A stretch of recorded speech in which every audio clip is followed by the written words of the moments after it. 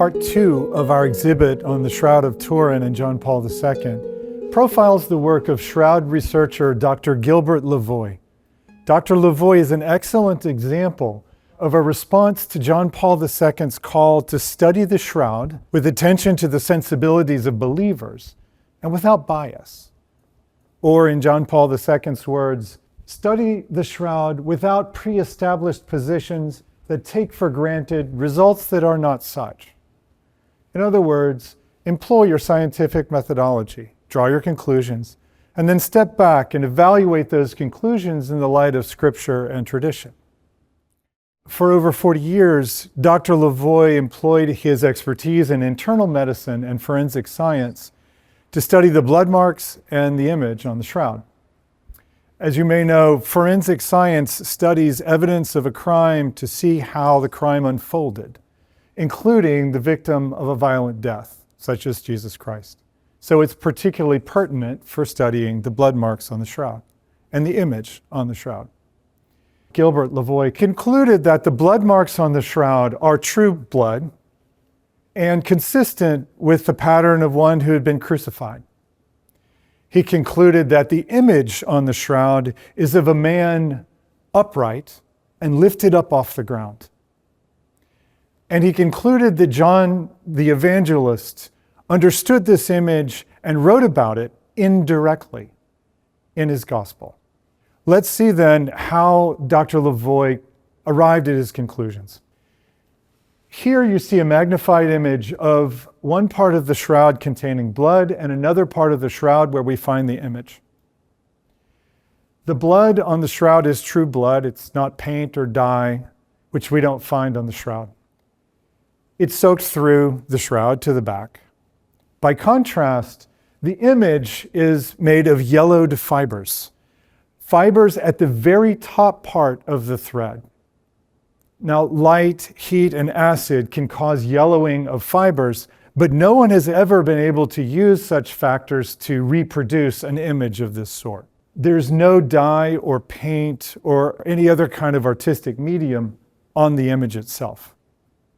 So from this, Dr. Lavoie concluded that the blood transferred to the cloth by a natural process.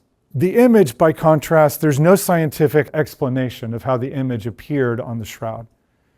And that these two, blood and image, appeared on the shroud in two separate events at different times.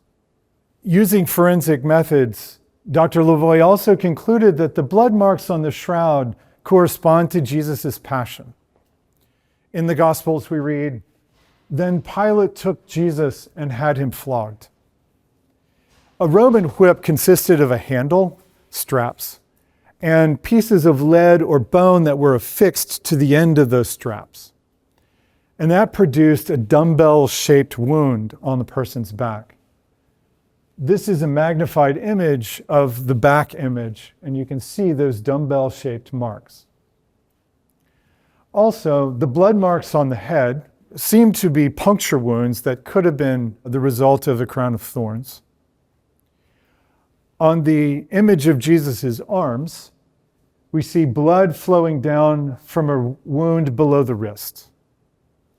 So the blood marks correspond to Jesus' passion. As Dr. Lavoie studied the shroud, he also noted that some of these blood marks didn't correspond to the image in the way that he expected. For example, this blood mark is not even on the image. It's off to the side of the elbow.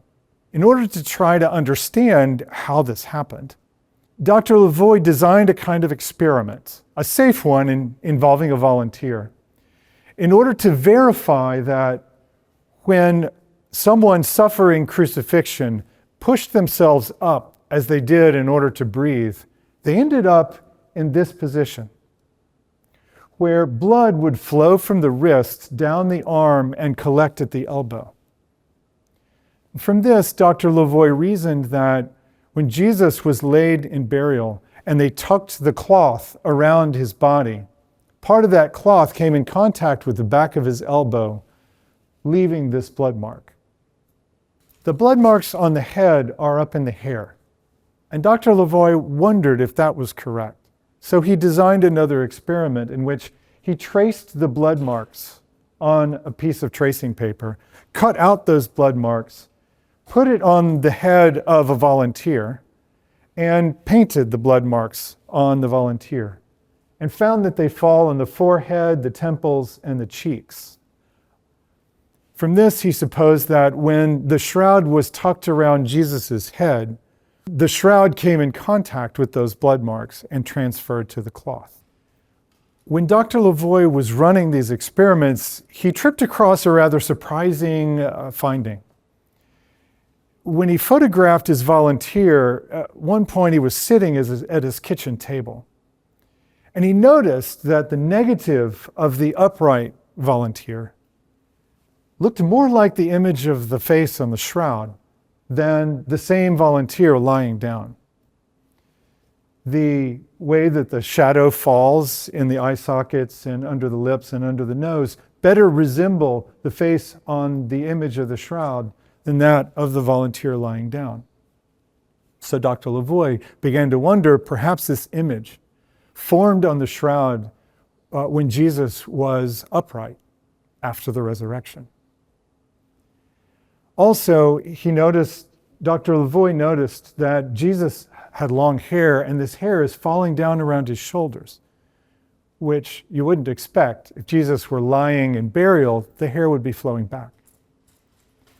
Also, when Dr. Lavoie examined the back image on the shroud, he noticed that it's the image of a rounded body, as if the man were standing up, rather than the flattened body of someone who was lying down.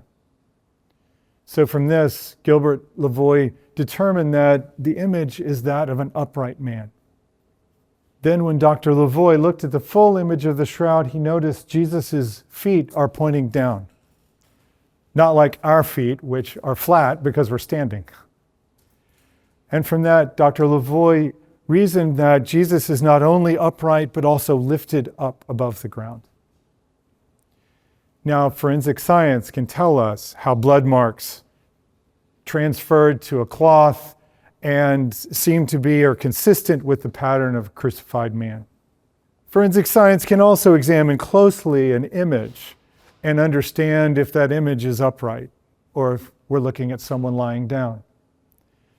But no science can really tell us how the image of such a man ended up on the burial cloth.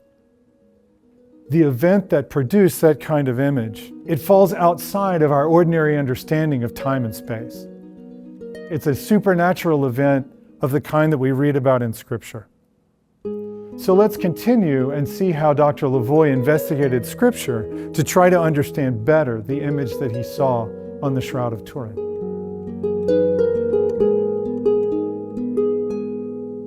To understand better what he saw on the image on the shroud, Dr. Lavoie began to read the Gospels. And when he got to John chapter 12, he read Jesus' words, "And I, when I am lifted up from the earth, will draw all people to myself." And he wondered if Jesus' words here, recorded by John, didn't describe what God would place on the shroud and that John and Peter would see when they discovered the cloth in Jesus' empty tomb. But there was a problem. If John saw that, then why didn't he just say it directly in his gospel? And as Dr. Lavoie began to study Scripture, he found that the Jews of the time considered any image of God or of a man to be idolatrous. The Romans were trying to put statues in Israel of Caesar, and the Jews destroyed them. Well, Jesus was also opposed by some Jews, and John was justifiably concerned that if those Jews learned about this image, they would destroy the shroud. And so then he began to wonder, did John write indirectly about the shroud in his gospel?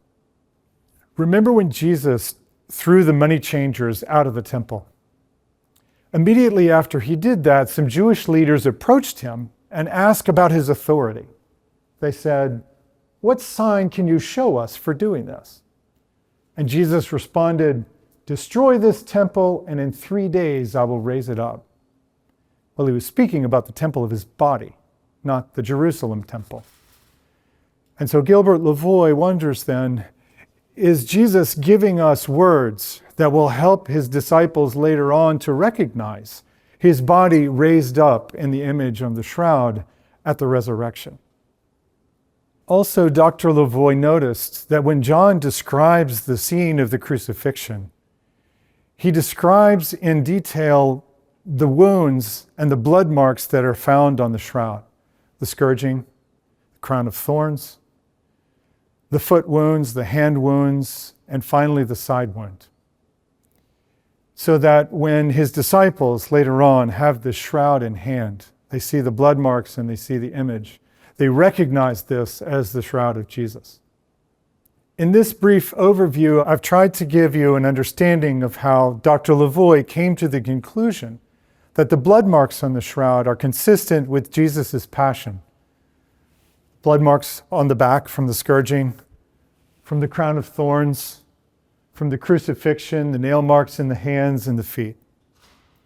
And Gilbert Lavoie also concluded that the image we see is that of an upright man whose hair falls to his shoulders and whose feet do not touch the ground. No one saw the resurrection. It happened in a dark tomb. But it seems that God has left a sign of its moment in time that John then saw and wrote about, leaving clues for us to see later on. There's much more to the work of Dr. Lavoie that we've presented in our exhibit and that he presents in his book, The Shroud of Jesus, and in his website, shroudstudies.org. And we hope this exhibit has shown the fruitful interplay between scripture and tradition and history and science.